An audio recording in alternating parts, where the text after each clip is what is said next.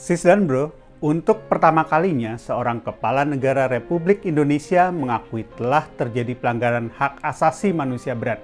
Ada 12 peristiwa, mulai dari peristiwa 1965-1966 hingga peristiwa di Papua dan Aceh pada awal 2000-an.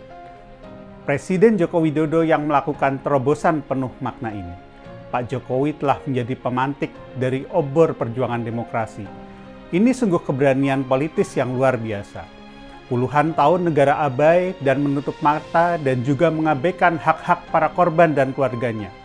Padahal kalau terus menyangkal, kita bisa terperosok di lubang kesalahan yang sama. Berikut 12 pelanggaran HAM di masa lalu yang diakui pemerintah dan disampaikan Presiden Joko Widodo. Yang pertama, peristiwa 1965-1966. Kedua, peristiwa penembakan misterius 1982-1985. Yang ketiga, peristiwa Talang Sari di Lampung 1989. Yang keempat, peristiwa Rumoh Gedong dan Pos Satis di Aceh pada tahun 1989. Yang kelima, peristiwa penghilangan orang secara paksa pada 1997 sampai 1998. Keenam, peristiwa kerusuhan Mei 1998. Yang ketujuh adalah peristiwa Trisakti dan Semanggi I, Semanggi II pada tahun 1998 dan 1999. Yang kedelapan, peristiwa pembunuhan Dukun Santet di tahun 1998 hingga 1999. Yang kesembilan, peristiwa Simpang KKE Aceh di tahun 1999. Yang kesepuluh, peristiwa Wasior di Papua dari tahun 2001 hingga 2002. Kemudian yang ke-11 adalah peristiwa Wamena di Papua di tahun 2003. Dan yang terakhir adalah peristiwa Jambo Kepok di Aceh pada tahun 2003. Pak Jokowi juga menyampaikan rasa simpati dan empati yang mendalam kepada para korban dan keluarga korban.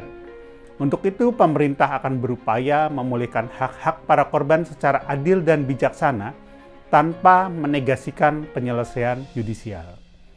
Selama ini, banyak korban pelanggaran HAM justru mendapat stigma negatif, dikucilkan, hingga tidak mendapatkan hak sepenuhnya seperti selayaknya seorang warga negara.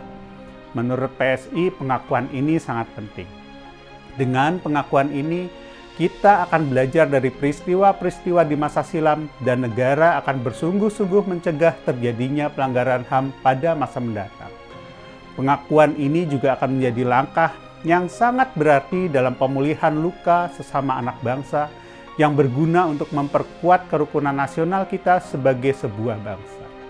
Sis dan bro, pada kesempatan yang sama, Pak Jokowi juga meminta Menko Polhukam, Pak Mahfud MD, untuk mengawal upaya-upaya konkret pemerintah terkait penyelesaian kasus pelanggaran HAM agar terlaksana dengan baik. Saya minta kepada Menteri Koordinator Politik, Hukum, dan Keamanan, Menko Polhukam, untuk mengawal upaya-upaya konkret pemerintah agar dua hal tersebut bisa terlaksana dengan baik. Maka, PSI berharap apa yang disampaikan Presiden tersebut segera ditindaklanjuti oleh para pembantunya, baik di Kementerian Hukum dan HAM dan lembaga lain. Jangan lagi para korban dan keluarga menelan janji hampa. PSI mendorong adanya penyelesaian yudisial secara maksimal. Jangan pertama-tama hanya mengutamakan pendekatan non-yudisial. Kita harus memasang standar yang tinggi agar keadilan yang seobjektif mungkin bisa dicapai. Pada saat wafatnya Mbak Sipon, istri penyair Wiji Tukul beberapa hari yang lalu, PSI juga sudah meminta atensi agar pemerintah mengungkap kasus penghilangan paksa aktivis-aktivis demokrasi di masa lalu. Semoga berbagai kejadian kelam ini bisa jadi pelajaran dalam kurikulum sekolah maupun di kampus-kampus agar generasi mendatang bisa belajar banyak dari kekeliruan ini. Sekali lagi, salam hormat kami pada Presiden Jokowi. Salam solidaritas.